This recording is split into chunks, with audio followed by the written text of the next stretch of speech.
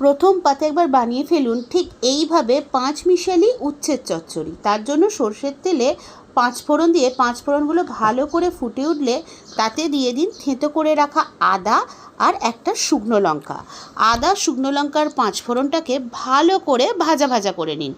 আদা ভাজার সুন্দর গন্ধ বেরোলে এবার এতে দিয়ে দিন আগে থেকে টুকরো করে কেটে রাখা উচ্ছে, খোসা শুদ্ধ কুমড়ো, খোসা শুদ্ধ আলু, সিম, বেগুন, আপনার মনপসন্দ সবজি।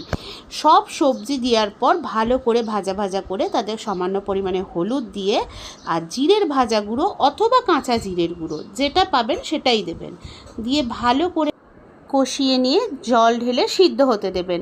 সিদ্ধ হয়ে গেলে এতে সামান্য আটা দিয়ে ভালো করে ঘেঁটে দিয়ে আর চিনিটা অবশ্যই দেবেন, আমি চিনির কথা বলতে ভুলে গেছি, একদম পুরোপুরি ঘন্ট করে নামিয়ে নিন সুস্বাদু উচ্ছে দিয়ে পাঁচমিশালি সবজি।